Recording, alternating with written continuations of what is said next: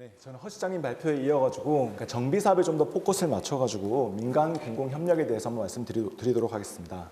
저는 오늘 그 중에서 재건축 사업 대상지인 공동주택은 좀 제외하고요. 일단 재개발 사업 대상지인 노후 저층 주거지를 중심으로 발표를 해보도록 하겠습니다.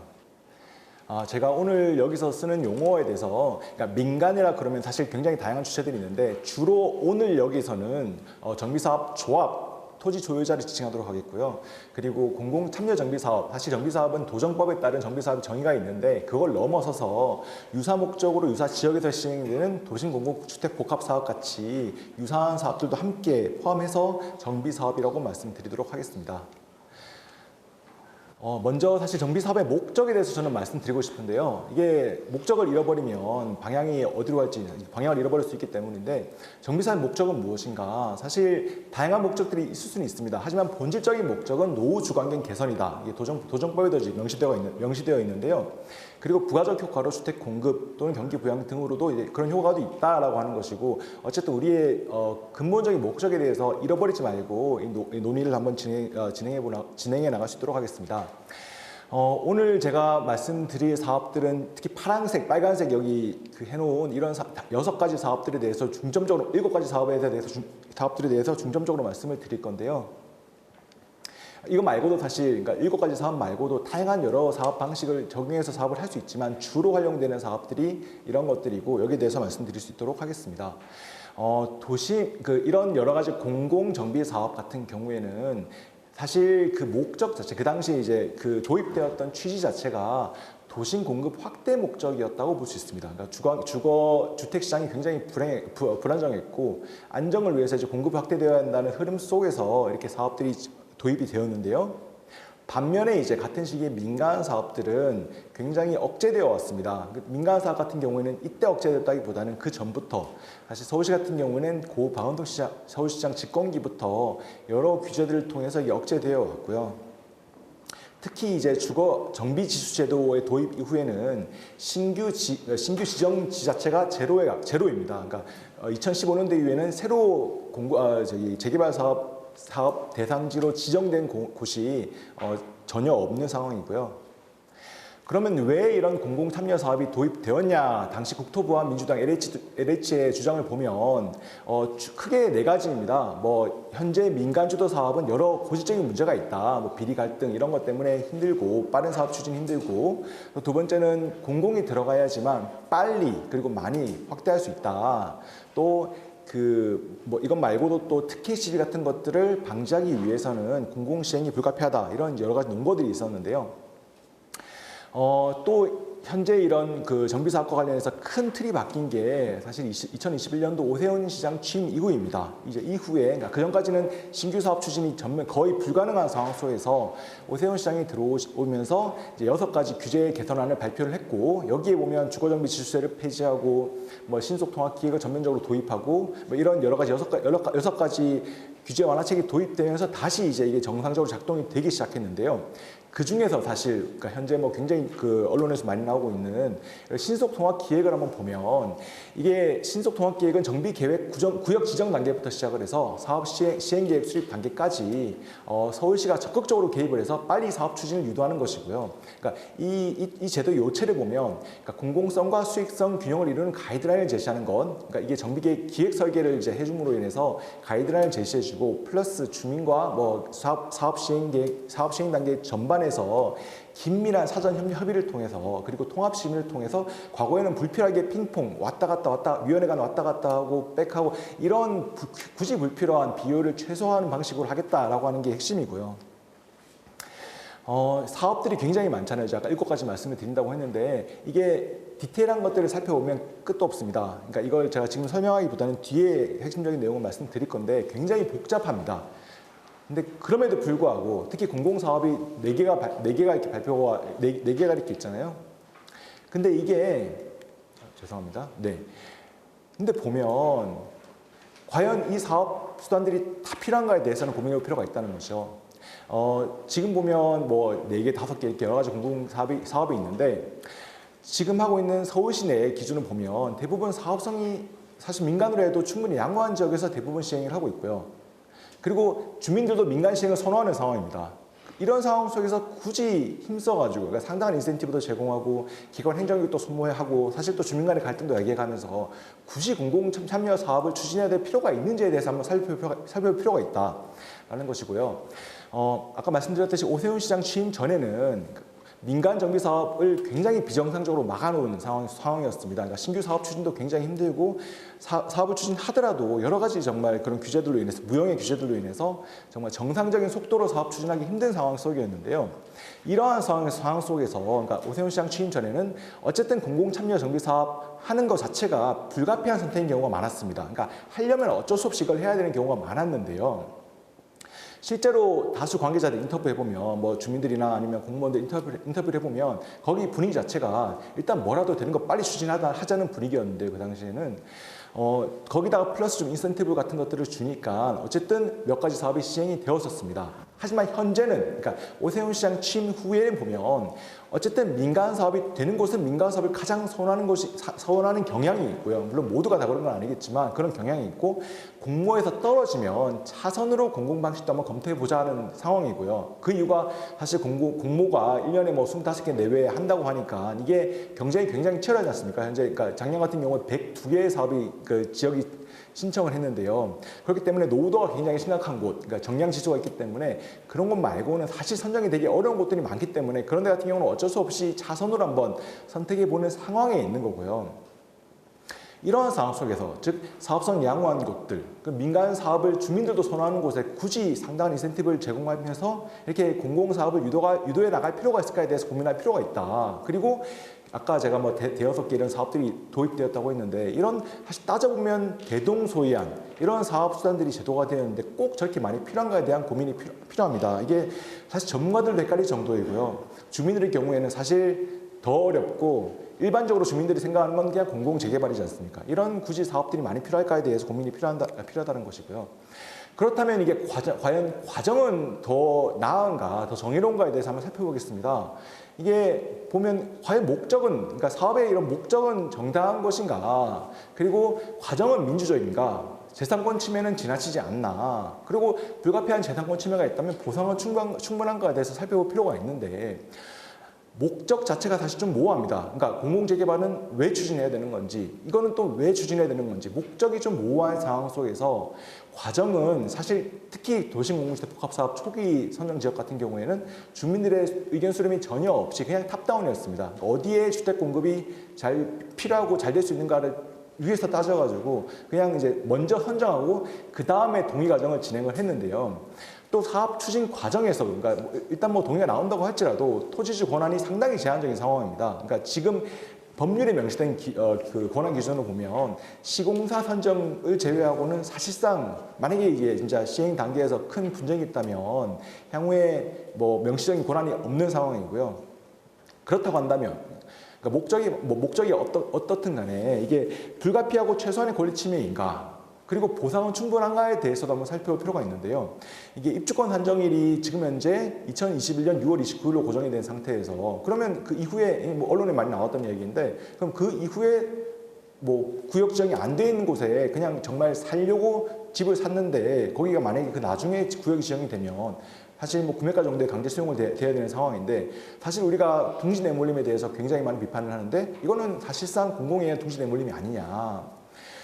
또 사실 지금 여기서는 다루지 않는데 그러니까 쪽방촌 정비사업 같은 경우는 조금 다른 사업수단입니다. 공공주택 사업수단인데요. 여기에는 심지어 그러니까 선정도 당연히 동의 절차가 없고 심지어는 사업 가부조차 동의 절차가 없이 일방적으로 수용이 되는 상황입니다. 즉 그러니까 동기와 결과만 선하면 뭐 과정은 신경 안 써도 되냐라고 하는 비판이 나올 수밖에 없는 상황인데요. 그렇다면 결과는 과연 더 좋은가에 대해서도 살펴볼 필요가 있죠. 우리가 민간 재개발 사업과 도시목합 사업을 한번 비교해 보면요. 그러니까 재개발 사업 같은 경우에는 기부채납 10에서 20% 정도인데 이게 순부담률, 그러니까 이건 이제 LH가 만든 주민설명회 자료인데요. 사실 이게 제가 이야기로는 순부담률 기준입니다. 그러니까 어디셔널, 추가적으로 이제 제공되는 기반시설이 10에서 20%인 거고요. 그리고 임대주택도 보통 최소 15%가 기준이고요. 최소 15%입니다. 하지만 실질적으로는 소형주택이라고 하면 그러니까 250% 이상 지으려고 하면 거기에 또 반을 내놔야 되기 때문에 전체적으로 보면 한 15에서 20% 정도, 20% 이상도 이제 공급이 되는 경우가 있는데요. 그러니까 임대주택은 그 정도가 공급이 되는 상황입니다. 반면에 그러면 도시공공주택 복합사업은 어떠냐를 보면 기반시설이 15%잖아요. 요거는 어디셔널이 아니라 넷입니다. 그러니까 추가적으로 공급되는 게 아니라 그 전체에서 15% 정도 공급이 되는 거고요. 그리고 임대주택 같은 경우에는 10%에 플러스 공공자가 10%. 그러니까 임대주택 같은 경우도 비율만 보면 더 높다고 말할 수 없는 상황입니다. 그러면 케이스를 한번 놓고 볼 필요가 있는데요. 이게 그 증산사구역 굉장히 재미있는 케이스입니다. 1호 사업지기도 하고, 그러니까 지금 상징성 높은 사업지기도 하고, 또 반면에 과거에 민간 사업이 추진되었던 곳입니다. 민간 사업 중에서도 우리가 사실 정비 사업을 반대하는 사람들은 흔히 비판을, 그러니까 첫 번째로 비판하는 뉴타운 사업으로 진행이 되었던 곳인데요. 한번 보면 그러니까 1종 일반 주거지역과 2종 7층 일반 주거지역이 대부분이었는데 사실 현재는 심지어는 일부 지역 같은 경우는 3단계 종상향, 원래 도시계획에서 1단계 종상향이 원칙이거든요. 3단계 종상향까지 해가면서 그리고 2단계, 기본적으로 2단계 또는 3단계, 일부 구릉지 같은 경우는 그대로 놔두는 상태에서 굉장히 빽빽하게 이제 지어서 이런 그림이 나오는 곳입니다. 굉장히 그러니까 295%라고 하지만 일종을 빼면 사실 굉장히 고밀 주택 개발이 될 거고요. 그래서 이제 전체 면적의 15% 정도의 기반시설이 공급이 될 거고 임대주택은 그 중에 10% 정도 될 예정인데 물론 이거 계획안 기준이기 때문에 바뀔 수 있는데 반면에 과거에 보면 이게 뉴타운 사업으로 진행이 됐다가 주민들이 상당히 원했음에도 불구하고 해제 요건을 만족시켜가지고 그 당시에 해제를 강행했었습니다. 기존 이게 당초 계획안을 보면 여기 보면 용적률이 60% 정도 상향이 되어서 247%, 그러니까 1단계 상향이 된 거거든요. 2종 7층에서 2종 7층 일반적으로 이제 상향이 되었으니까 1단계 상향이 되었고 이렇게 하다 보니까 그 당시 또 계획이 녹지축도 이렇게 만들고 이게 그러니까 사업 구역만 본 게 아니라 전체 광역 단위에 접근을 해서 큰 단위에서 수색 증산 뉴타운에서 도로는 어떻게 빠지고 공원을 어떻게 만들고 이런 광역 단위 계획부터 시작을 해서 이렇게 이제 사업 구역 단위 계획이 되었던 것입니다. 그래서 여기 보면 기반시설 면적은 전체 면적의 30%입니다. 그 중에 순부담률, 그러니까 여기 토지주가 내놓는, 어디셔널하게 내놓는 기반시설이 14.1%였고요. 계획안에 따르면 주택 같은 경우에는 총 21%, 임대주택이 21%가 공급이 될 예정이었습니다. 근데 이게 특수한 케이스냐? 사실 그렇지는 않은데요. 증산사구역 말고도 사실 보면, 그러니까 좀 종상향을 받았고, 뭐 이런 큰 기반시설 같은 것들이 같이 동반되는 사업을 보면 대부분 그 정도입니다. 그러니까 순부담 면적이 한 15% 정도 되고요. 여기 같은 경우에는 전체 면적의 39.7%가 기반시설입니다. 그리고 임대주택 공급은 총 세대수의 20%. 뭐 주택 공급도 상당히 증가했고 심지어 재건축 같은 경우에는 이게 전부 다 어디셔널이잖아요. 그러니까 이거는 정말 민간 땅에서만 하는 거기 때문에 중간에 도로도 없이 민간 땅에서만 내놓는 것만 15%, 임대주택 같은 경우는 총 공급수의 15%. 과연 우리가 그러니까 기존의 사업이 상위만 추구하는 사업이었느냐, 공공사업이 더 낫다고 할 수 있는가에 대해서 한번 고민해 볼 필요가 있다는 것이고요. 그럼에도 불구하고 사실 공공사업이 다 잘못된 건 아니고요. 분명히 포용성과 관련해서 기존 민간 정비 사업에 주는 시사점은 있다라고 저는 개인적으로 생각을 합니다. 예를 들면 임대주택이나 뭐 영세 상인들에 대한 지원 같은 것도 우리가 한번 고민해 볼 필요가 있다라는 것이고요. 이게 지금 이런 사업 추진 자체가 도시계획적으로, 그러니까 정책적 그리고 행정 절차적으로 과연 정합하냐, 그러니까 정당하냐, 좋냐, 합리적이냐에 대해서 고민할 필요가 있는데 사실 지금 정비계획 같은 경우에는 이런 정비계획 수립 절차가 있습니다. 그러니까 기본계획에 따라서 도시기본계획에 따라서 정비기본계획이 만들어지고 이제 그 다음에 사업계획이 만들어지는 단계인데 그 이유는 체계적이고 계획적으로 사업을 추진하기 위해서인데. 반면에 지금 현재 공공사업 같은 경우에는 그냥 사실 후보지가 남발되고 있죠. 몇 개가 중요하고 몇만 호가 중요한 거지 어떻게 우리가 뭐 도시적 측면에서 지속 가능한 도시, 경쟁형의 도시를 만들기 위해 설하기보다는 일단 몇만 호 공급 언제까지 이게 더 중요한 상황 속에서 진행이 되고 있습니다. 근데 이게 문제가 뭐냐면 사실 우리가 뉴타운 사업에 대해서 굉장히 많은 비판들이 있었는데 그 비판에 그러니까 뉴타운 사업이 실수라고 보통 꼽히는 것이 과다. 그리고 과속 지정이었거든요. 너무 빨리 너무 많이 지정을 했다라는 건데 그렇다면 공공사업은 과연 거기에 비해서 더 낫냐에 대한 고민이 필요한 거고요. 또 우리가 재정 촉진 사업이 그 취지에 대해서 살펴볼 필요가 있습니다. 이게 사실 기존의 정비 사업의 문제점을 개선하기 위해서 나왔던 사업이었거든요. 도시재정 촉진 사업이라는 것이. 근데 이 취지 자체가 그러니까 너무 사업 단위로만 접근을 하다 보니까 정말 짜투리 공원밖에 안 만들어지고 큰 우리가 그러니까 다시 학교 같은 것들이 만들어야 될 필요성이 있는 곳이 있거나 아니면 좀 도로도 넓게 만들어야 될 곳이 필요성이 있고 도로 좀 이제 연결되는 도로가 만들어질 필요성이 있는데도 불구하고 구역 단위로 하게 되면 사실 이게 너무 패치 이렇게 그 분절적일 수밖에 없는 그런 환경 속에서 같이 크게 한번 해보자라고 하는 것이 뉴타운 취지였는데 이것은 오히려 거꾸로 정말 그냥 이런 것들은 전혀 고려 없이 정말 그냥 이렇게 여러 군데 지정이 되고 있는 상황 속에서 우리가 한번 과거 뉴타운 사업의 실수와 취지를 곱씹어 봐야 된다는 것이고요. 그리고 사실 이게 계획적 측면 아니라 지방행정 측면에서 그리고 정치적인 측면에서 이게 지방 분권과 민주주의가 확대되고 있는 이런 흐름 속에서 지금 도시공공주택법 사업은 이게 원래 지자체 사무이잖아요. 그러니까 이런 그 도시계획, 정비계획 수립 같은 것들이 지자체 사무인데 이것들을 건너뛰고 사실 국토부와 LH 주도로 구역 지정, 계획 수립, 사업 시행까지 다 하겠다는 건데 반면에 중간에 지자체 권한은 굉장히 낮은 상황입니다. 이게 사실 우리가 도시 재생하는 사람들이 흔히 영국의 UDC라고 하면 Urban Development Corporation이라고 그러니까 과거의 대처 정부 시대에 이거 비민주적이었다라고 하는 그 비판을 그대로 답습하고 있습니다. 이게 과연 지금 지방화 분권화 시대에 바람직한 방향인가에 대해서 우리가 고민해 볼 필요가 있다는 것이고요. 마지막으로 다 좋다. 어쨌든 지금 주택 공급이 시급한 상황 속에서 빨리라도 해야 되지 않느냐라고 주장하는 사람들이 있는데 과연 공공이 하면 정말 빨리 할 수 있다고 우리가 확언할 수 있을 것인가에 대해서도 고민할 필요가 있다는 건데요. 사실 케이스는 많이 없습니다. 왜냐하면 공공이 이게 그 과거의 그 민간 사업에 들어가서 사업 시행을 대행하거나 또는 이제 직접 시행했던, 그러니까 시행을 대행비를 받고 대행해주거나 아니면 진짜 직접 시행자로 나서는 경우가 많이는 없었는데요. 그럼에도 불구하고 몇 개의 케이스를 보면 세운 사구역 같은 경우가 과거 이게 80년대부터 사업이 추진되다가 지지부진해서 2007년도에 SH가 이제 좀 빨리 사업을 추진해달라 그래서 단독 시행을 했는데 지금까지 철거도 못했습니다. 아직도 하고 있는 거고 엄청난 갈등이 있었고 주민들도 토지들도 굉장히 많은 비판 이런 그 굉장히 억울함 많이 호소했었고 실제로 제가 가서 인터뷰를 해보니까 너무 억울함을 호소하시더라고요. 반면에 바로 옆에 있는 구역인 세운 3구역 같은 경우는 지금 세운 힐스테이트가 잘 올라가고 있습니다. 아무튼 정말 과연 공공이 시행한다면 더 빨리 할 수 있을 것인가? 그리고 과거에 이제 우리가 수용 방식으로 진행이 됐던 주광역 개선 사업 같은 경우에는 평균 10.2년이 걸렸거든요. 그러니까 가장 간단하게 어쨌든 깔끔하게 다 수용해서 하는 사업 같은 경우에도 10.2년이나 걸렸다는 것을 보면 과연 공공이 한다고 우리가 정말 더 빨리 할 수 있을 것인가?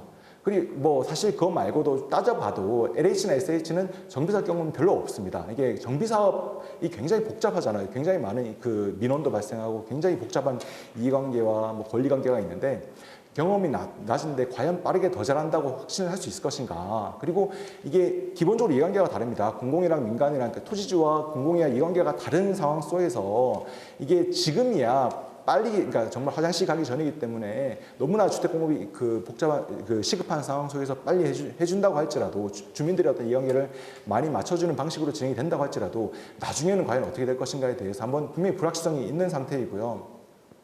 또 대리 문제, 이게 그 사업을 대행하는 경우에 그건 사실 대행이기 때문에 사업 토지주의 그러니까 소유자의 이익을 맞춰줘야 되겠지만 원칙적으로는 하지만 그러지 않을 수 있다. 공공재개발 같은 경우에는 사업 대행도 할 수 공동 시행을 해가지고 이제 사업 대행을 하는 경우에 말씀드리는 건데 어쨌든 소유주 이익보다는 정부와 지자체 공사 이익을 우선할 가능성이 굉장히 크다. 그리고 일부 사안에 대해서 이게 여러 사안들이 진짜 사업을 하다 보면 많이 있는데 특히 세입자 이주나 철거나 영세상인 지원 문제, 집창촌 설비 같은 이런 사안들이 연계되었을 경우에 과연 어떤 직원이 자기의 총대를 메고 어떤 그런 여러 이슈들을 돌파해 나가면서 그리고 그런 감사 문제 같은 것들을 이렇게 잘 해결해 나가면서 유연하게 사업을 할 수 있을 것인가에 대한 고민도 분명히 필요하다. 그러니까 꼭 못한다가 아니라 이럴 수도 있다는 것이고요.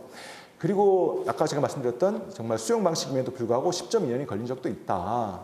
이런 공공시행 이꼴 빠른 사업 추진이라는 공식은 항상 성립하지 않는다라는 것들을 제가 말씀드리고 싶습니다. 현재 방식에도 저는 문제가 없지 않다고 생각이 되는데, 그러니까 1년에 한 번 25개의 지역이 사실 저는 개인적으로 충분하지 않다라고 생각을 합니다. 이게 지금 보면 정말 특히 부동산 시장도 굉장히 좋은 상태에서 여러 빌라들이 막 여러 군데서 많이 만들어지고 있는데요. 근데 이게 정말 그 뭐 기반시설이 양호한 곳에서 만들어진다고 하면 아무런 문제가 없겠지만, 근데 진짜 기반시설이 확충이 반드시 필요한 곳들이 있습니다. 그러니까 더 이상 지금도 굉장히 과밀하고 정말 골목길에서 주차 문제, 쓰레기 문제 이런 것들이 엄청 벌어지고 있는 곳 같은 경우에 기반시설 확충이 되지 않은 채 신축 빌라 건축만 활발하면 과연 그것은 지속 가능한 도시를 만드는 데 있어 가지고 바람직하냐? 근데 지금 이런 빌라만 만들어진다고 하면 해당 주택은 나아지겠죠. 근데 문제는 주택은 나아지는데 지역 주거 환경은 더욱더 열악해지는 이런 문제가 있다는 것입니다. 그리고 향후의 문제는 또 정비사업도 추진이 불가능해지는, 노후도도 안 좋아지고 수익성 낙하돼가지고 이런 정말 문제가 있는데, 근데 서울시에서는 이제 예전구역 제도를 운영하지 않고 있습니다. 이것도 2005년대부터 운영을 하지 않고, 실제로 사실 이게 과거 오세훈 시장이 계실 때부터 그 예전구역의 문제 때문에 이제 폐지를 해야 한다고 생각을 했지만, 근데 문제는 이거를 이제 폐지해서 현재 다른 방식으로 하고 있지만 현실에서는 잘 작동이 안 됩니다. 그것도 그렇기 때문에 좀 이것도 다시 재고해볼 필요가 있는 상황이고요.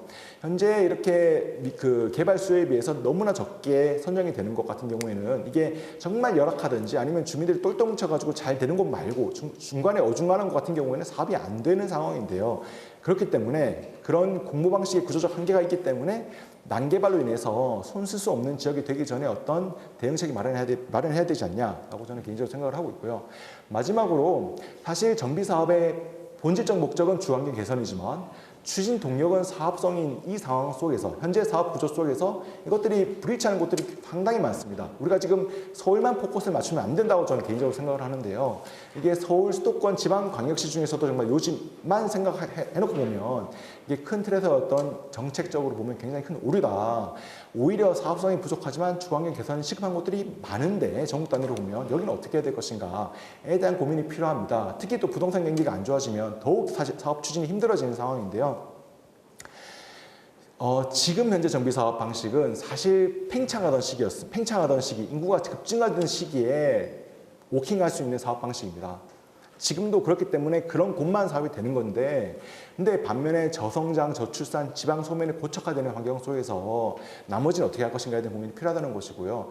반면에 지금 그런 곳을 위해서 나와 있던 사업 수단이 있습니다. 주광경 개선 사업이라고. 근데 주광경 개선 사업은 더 이상 시행이 되지 않고 있는데요. 그러니까 2단계 사업, 옛날에 2005년도 그때 이제 선정이 된 이후에는 더 이상 추진되지 않고 있습니다. 왜 이게 어디 갔냐에 대한 고민이 필요한 것이고요.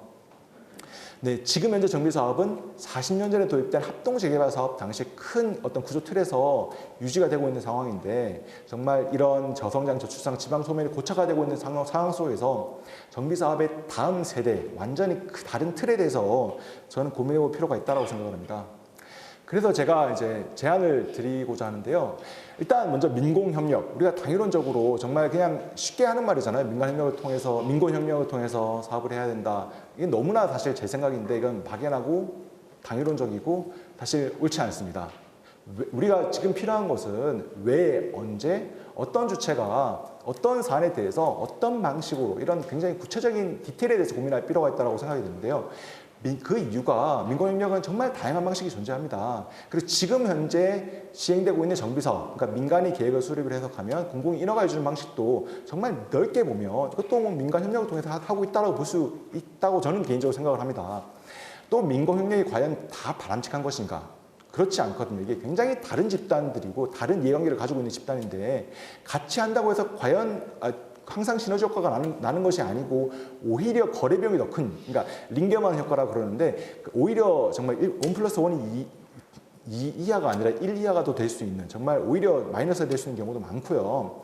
그리고 사실 민간협력이 겉에서 보면 정말 협력적으로 잘 진행되고 있는 것처럼 보이지만 속으로 보면 사실 이게 정말 대등한, 정말 같이 뭔가 으쌰으쌰하는 분위기가 아니라 이게 공공지분이 심지어는 0%인 경우에도 이번 한 번만 사업할 거냐 이런 말이 나오는 상황 속에서 사실 이게 협력이라기보다는 사실 좀 개선돼야 될 점이 굉장히 많다라고 저는 생각이 되고 있는데요. 그럼 우리가 필요한 게 어떤 방식의 협력이 필요할 것인가, 처음 말씀드렸던 구체적인 사안에 대해서 고민할 필요가 있습니다.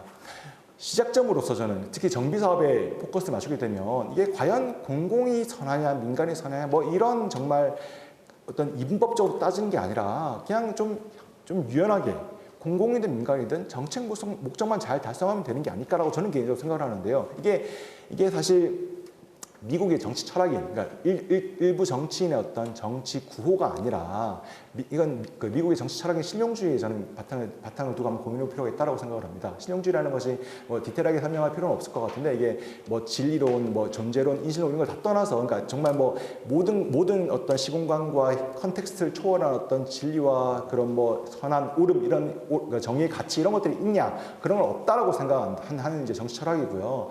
현실의 문제를 해결하는 데 있어가지고 가장 유용하고 가장 좋은 결과를 내는 수단이 가장 올바른 게 아니냐라고 보는 그런 철학인데요. 저는 여기에 바탕을 두고 좀 공공과 공공성 또는 뭐 공익 이런 거에 대한 경직된 사고를 넘어서야 된다고 생각을 합니다. 이게 사실 일부 뭐 사실 그 집단이나 아니면 뭐 심지어 연구자들도 공익을 추구하는 집단, 민간의 사익을 추구하는 집단 이렇게 굉장히 인법적으로 바라보는 시각도 있고 공공이 시행해야지만 공공성 높은 개혁을 이끌어낼 수 있다 이렇게 생각하시는 분들도 계시는데요. 저는 이제 더 이상 사실 그 복잡화된 현대 사회 속에서 이것은 더 이상 워킹하지 않는 그 사고방식이라고 저는 생각을 하고 있고요. 또 계획만 굉장히 공공성 있게 수립하면 뭐합니까? 사업 자체가 안 되는데 그러면 그건 공익이 오히려 반하는 결과이지 않습니까? 또 현재 도시재생 사업에서 보실 수 있다시피 시장 실패 못지않게 정부 실패도 굉장히 큽니다. 경계를 해야 되고요. 그렇기 때문에 어쨌든 정비사업 목적만 잘 달성할 수 있다면 그 주거환경 개선 그리고 주택 공급 분양 또는 임대 이런 목적만 잘 달성할 수 있다면 공공이든 민간이든 이게 무슨 차이가 있냐라고 저는 개인적으로 생각을 하고 있습니다. 그래서 일반화시켜보면 좀 기성시가지 정비사업에 있어서 공공의 역할은 민간에서 사업이 힘들거나 주거환경 개선의 필요성이 높은 지역에 공공이 좀 더 적극적인 개입 역할을 하고 반면에 사업성 양호하고 민간 주도 시행이 가능할 뿐 아니라 민간 주도 사업을 시행하고자 하는 곳 같은 경우에는 공공이 굳이 시행까지 할 필요가 있냐 공익 수호를 위한 파수꾼 역할을 해주고 또 민간이 부족한 부분에 대해서 보충형 역할을 하는 것이 오히려 지혜롭지 않냐라고 생각을 합니다. 그래서 민간 시행을 좀 더 포커스 맞춰보면 과거에는 굉장히 소극적 협력이었거든요. 근데 이제 이게 신속한 사업 추진과 또 매력적인 도시공간 조성을 위해서는 좀 더 적극적인 협력으로 변화할 필요가 있다고 생각을 합니다. 기존에 보면 사실 공공은 그냥 인허가만 하는 거고요. 대부분 비용은 민간에서 다 부담을 하게 되어 있습니다. 공공 입장에서는 굉장히 가성비가 탁월한 방식이죠. 사실 돈도 안 쓰고 그냥 도장만 찍어주면 되는 거기 때문에 반면에 이제 민간 부담이 굉장히 크기 때문에 이거는 일부 지역에서만 사업이 되는 건데요. 이거는 그러면 이제 일부 지역 말고는 나머지는 어떻게 할 것인가에 대해서 고민이 필요하다는 거 제가 계속 역설을 드렸었는데 그리고 그러니까 일부 지역이라고 할지라도 사실 이게 좀 과하지 않느냐에 대한 고민이 필요한 것이고요. 이게 사실 제도라는 것이 특정 지역에 대해서만 다르게 할 수 없다 보니까 서울시 이러면 서울시 전역에 다 같이 적용이 되는데 이게 강남이나 일부 사업, 뭐 역사권 같은 곳은 사업이 잘 되겠지만 현재 정비사업 같은 경우 굉장히 높은 부담 수준이 있기 때문에 공공기업 부담 수준이 있기 때문에 구릉지나 아니면 굉장히 이제 사업성 열악군 같은 경우는 서울 안에도 사업이 안 되는 곳들이 상당히 있습니다. 그렇기 때문에 이런 단점들도 같이 고려를 할 필요가 있다. 기존 방식 같은 경우에 사실 공공 입장에서 보면 정말 많이 남는 사업이었습니다. 정말로 많이 남는 사업이고요. 그러니까 이건 제가 나중에 읽어보시면 아시겠지만 오히려 진짜 도장만 찍어주면 어마어마한 수익이 발생하는 사업인데 그리고 심지어는 계획까지 민간에서 수립해서 주민제한 방식으로 사업이 진행된 경우가 많았는데 특히 재건축 같은 경우에는 과연 이것이 올바른가에 대해서도 고민할 필요가 있다.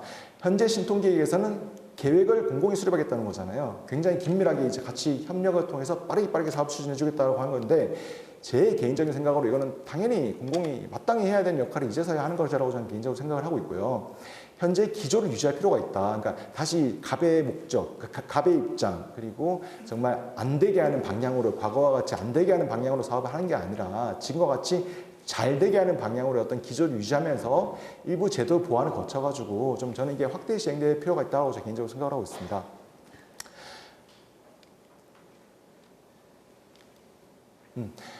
또 이제 사실 빠른 사업 추진을 위해서 여러 인센티브가 있었는데요. 예를 들면 통합심의, 수권 소위 같은 것들은 사실 이게 공공에만 적용될 필요가 하등 없습니다. 사실 뭐 특별히 이게 그냥 빨리빨리, 그러니까 이게 그냥 뭐 막 사업을 진행해주겠다가 아니라 불필요한 핑퐁 같은 것들을 없애주겠다는 거기 때문에 이것은 당연히 공공성 확보한 민간 사업에도 적용이 돼야 된다고 생각을 하고 있고요. 이건 도정법 개정해야 되는 상황인데 그럴 필요가 있다고 생각을 하고 있고요. 그리고 애정지구 제도 같은 경우에 이게 예정지구도 제도도 장단점이 있고 그렇지 않은 경우도 장단점이 있죠. 현행 이제 생활권 계획을 바탕으로 하는 것도 장단점이 있지만 저는 예정지구의 장점이 훨씬 더 크다고 생각을 하기 때문에 최소한 긴급히 공공 개입이 필요한 곳 대상으로는 다시 운영할 필요가 있다고 생각을 하고 있습니다. 사실 지금 도시공공주택 복합 사업의 후보지가 비슷한 방식인데요. 이거는 이제 다시 운영할 필요가 있다고 생각을 하고 있고요. 그리고 공공 참여 정비 사업의 장점을 일부 수용을 해서 포용성 강화 위한 노력도 필요하다고 생각합니다. 이게 사실 전 국민들의 지지를 받아야지 정책이 탄력을 받을 수 있는데 이게 사실 사실 핵심은 그거지 않습니까? 그러니까 뭐 그 미사용 용적률에 대해서 이게 과연 누구 것인가 그리고 뭐 이게 불로소득이 있냐 아니냐 정말 근본적으로 따지면 어마어마한 논쟁적인 사안이 많은데요. 그럼에도 불구하고 이게 다 떠나서 어쨌든 국민들의 지지를 받아야지만 사업이 잘 진행될 수 있다고 한다면 그리고 지금 현재 정비 사업이 사실 수익성 강화 위주로 갈 수밖에 없는 상황 속에서 포용성적인 측면에서 좀 취약한 면이 분명히 있고 그렇기 때문에 강화 위한 노력은 필요하다고 생각을 하고 있고요. 그러기 위해서는 현재 도입된 공공자가 제도를 적극 활용할 필요가 있고 그리고 추가 용적률을 제공을 통해서 그러니까 미국의 인클루셔너리 조닝처럼 같이 이제 그 이익을 쉐어하는 방향으로 정책을 할 필요가 있다고 생각을 합니다. 특히 재원을 사실 그냥 일방적으로 뭐 공공기여를 부담시키기보다는 사실 현재 공공재개발처럼 이게 없는 제도가 아니거든요. 공공재개발 같은 경우에는 심지어는 법적 상한 용적률의 120%까지 지을 수 있게 하고 그중에 반반을 나누겠다는 건데 이런 것들은 굳이 공공사업만 할 필요가 없다고 생각합니다. 좋은 취지이고 저는 희망지에 한해서 토지주거 희망지에 한해서 심의 통과 시에 그러니까 도시계획적으로 큰 문제가 없는 상황 속에서는 전면적으로 적용할 필요가 있지 않냐. 그러면 주택도 많이 만들어지고 임대주택도 많이 만들어지고 다 좋은 거기 때문인데요. 그리고 사실 지금 분양가 통제 이게 뭐 사실 저는 문제가 많다고 기본적으로 생각을 하고 있지만 그럼에도 불구하고 제도 폐지가 힘들다면 이게 수익을 수분야가 독식하는 구조가 아니라 오히려 포용성 확대에 활용하는 방식으로 좀 지혜로운 제도 개선이 필요하다고 개인적으로 생각을 하고 있습니다. 또 공공참여 사업도 문제가 아까 많다고 말씀드렸고요. 그렇기 때문에 사업 수단의 구조조정이 필요합니다. 불필요한 게 너무 많은데요. 좀 이제 스트림라이닝 시킬 필요가 있고 죄송합니다. 이 좀 필요 없는 건 다 쳐낼 필요가 있고요. 도시정비법으로 편입시킬 필요가 있습니다. 도시정비법이 사실 이 지역의 어떤 노후주택의 주거환경 개선을 위해서 도입된 건데 계획적으로 체계적으로 추진하기 위함이지 않습니까? 그렇기 때문에 불필요한 것들은 없애고 특히 기본권 침해가 굉장히 큰 도시공공주택 복합사업은 이게 원래 3년 한시도이기 때문에 3년 후에는 일몰이 필요하다고 저는 개인적으로 생각을 하고 있고요. 또 이 모든 것들이 다 도시정비법으로 편입해서 체계적으로 추진될 필요가 있다고 생각을 합니다. 그리고 지금 나와 있는 사업도 사실 그러니까 결과만 좋으면 다 중간에 무시되고 있는 이런 건 정말 바람직하지 않다. 기본권 침해는 필요하다면 최소화시킬 필요가 있지 않냐. 이게 헌법 정신이고 사실 과잉금지건지 사실 헌법 정신이고요. 그렇기 때문에 그 구역 선정 시에 주민동의 절차를 반드시 거치는 게 당연히 필요하고 선의 피해자도 최소화하기 위한 노력이 필요하다고 생각을 합니다. 그리고 인센티브도 공공시행을 유도하기 위해서 불필요하고 지나치게 줄 필요는 없다고 생각을 하고 있고요. 필요한 적재적소의 원리, 필요한 곳에 적당한 수준의 인센티브로 좀 개편이 필요하다고 생각을 합니다. 그리고 사실 우리가 생각해야 될 게 정비사업이 안 되는 곳들, 그러니까 사업성이 부족한 곳은 과연 어떻게 하냐. 오히려 면적 기준으로 보면 전국의 대부분입니다. 그러니까 정말 일부 지역을 제외하면 대부분 이런 곳들인데요. 그러면 어떻게 되냐 보면 지금 현재 주거복지 차원에서 과거에 주거환경 개선 사업이 LH한테 사실 너무나 큰 재무적 부담을 줬었거든요. 그 리스크도 굉장히 지나쳤고 이걸 개선하고자 관리 처분 방식이 도입되었으나 사실 이게 티켓 시비가 있을 수밖에 없어서 활성화가 안 된 상황인데 그럼에도 불구하고 우리는 지금 상황 속에서 지속 가능한 이런 주거복지 사업, 전면 철강 주거복지 사업이 가능하도록 사업 구조 개편이 필요하고 공공 지원이 확대될 필요가 있다고 개인적으로 생각을 합니다. 그래서 그러기 위해서는 사실 이런 새로운 정비 사업 수단들이 사실 무에서 창출된 게 아니라 과거에 이제 여러 것들이 그러니까 논의들이 여기 다 반영이 됐는데 이제 이런 것들을 다시 이제 반영을 해서 주관경 개선 사업이 좀 지속 가능할 수 있도록 사업구조 개편을 할 필요가 있다라고 생각합니다. 그리고 마지막으로 이제 제가 아까 정비 사업의 다음 세대를 말씀을 드렸는데요.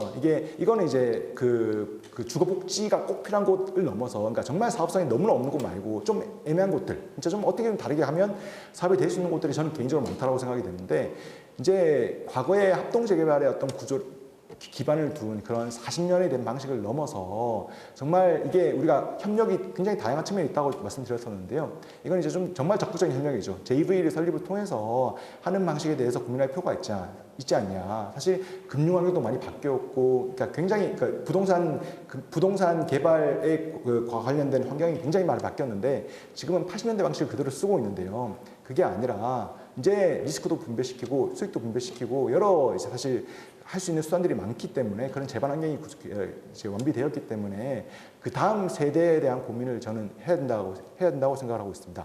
이상 발표를 마치겠습니다.